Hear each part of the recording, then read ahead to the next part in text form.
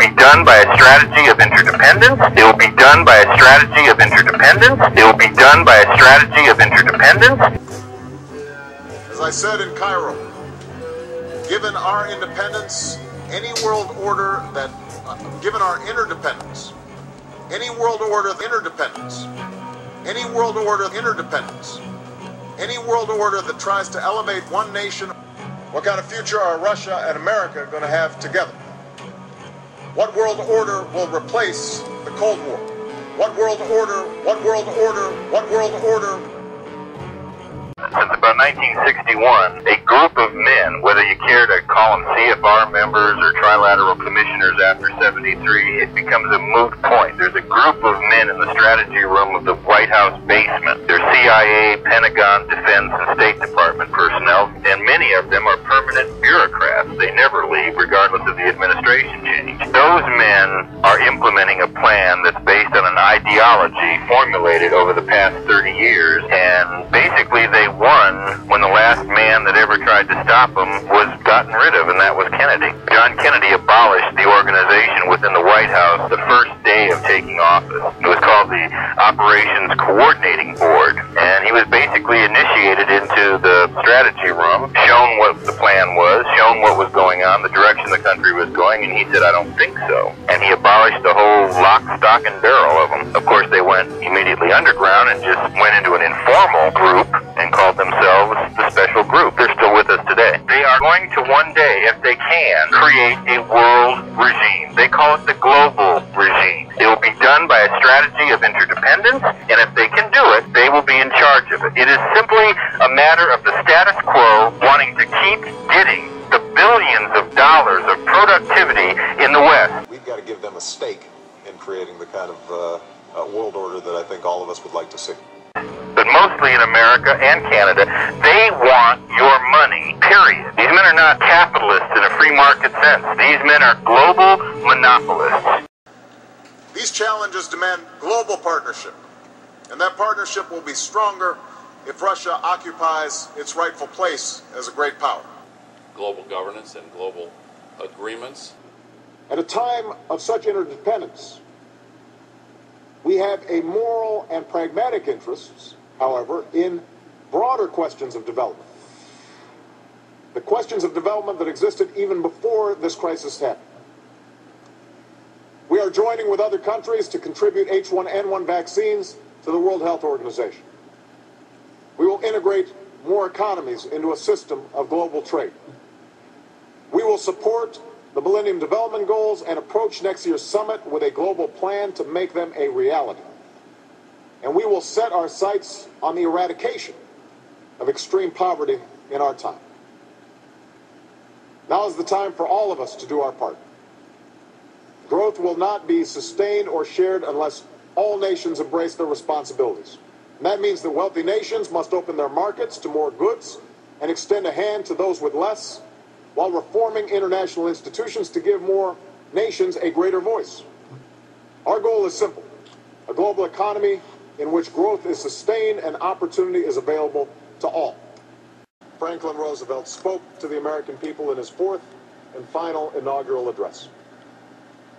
After years of war, he sought to sum up the lessons that could be drawn from the terrible suffering, the enormous sacrifice that had taken place. We have learned, he said, to be citizens of the world. The United States stands ready to begin a new chapter of international cooperation. And they are some of the most powerful men that have ever existed on the face of the earth.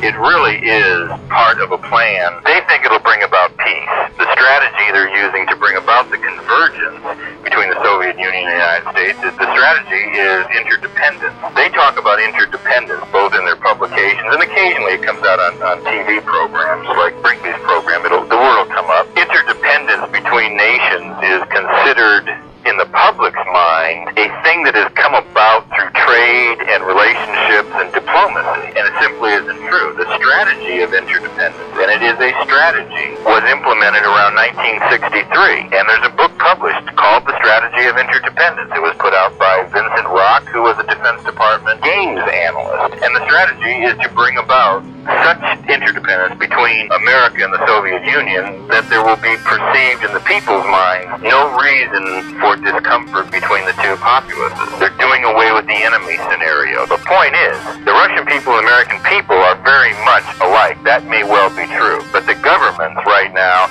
are becoming very much alike. And the American people are missing that point. The Soviets don't have any freedoms to give up. Only we can give up our freedoms. And we are giving them up now. The American people don't have any longer an ideology about their own country. So we're easily whipsawed by their ideology as they put it out through the major media. The very same men put together an organization in Washington, D.C. some years ago called the Committee for Constitutional Systems Review. They're working very hard to so alter the U.S. Constitution to accept through the amendment procedures provided in the Constitution a new Constitution. Will not be the Constitution that we have learned to live with. Are you pertaining to a one-world government? Well, they wish it would come about that easily as a viable government that would have the look and feel of a government, but I don't think it's ever going to reach that point because I don't believe they'll ever get the nationalities of the world to cooperate to that degree. The thing that has been called a one-world government for about 75 years in this country, talked about as far back as H.G. Wells and before his time, that thing itself already exists,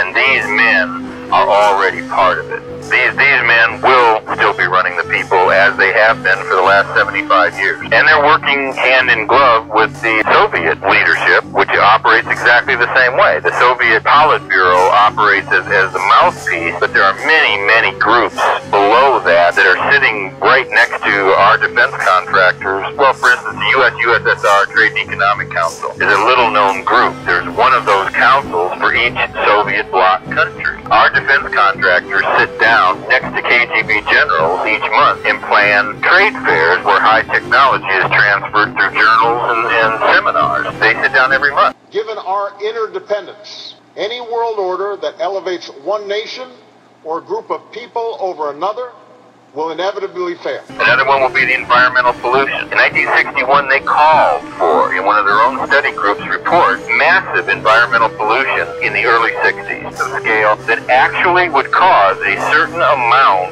of loss of life. There had to be a certain amount of loss of life to make the pollution believable to the global population. Now, having polluted for the last 30 years, you see, now they can come back during the next decade and they can make war on the polluted environment. They also called for in the same report to help institute the environmental pollution and the solving of the pollution in the future, which is now here with us today. They called for a new mythological religion that would help bring about the environmental movement that would be tied to Mother Earth, one of the older religions. And that's exactly what the CIA said about doing in the early 60s, was creating that mythological religion that we all call today the New Age religion. It's been purged from Doubleday's computer because it was leaked to Dial Press and they published it. It was called the Report from Iron Mountain on the Desirability and Possibility of Peace. We were warned to watch out for this in government.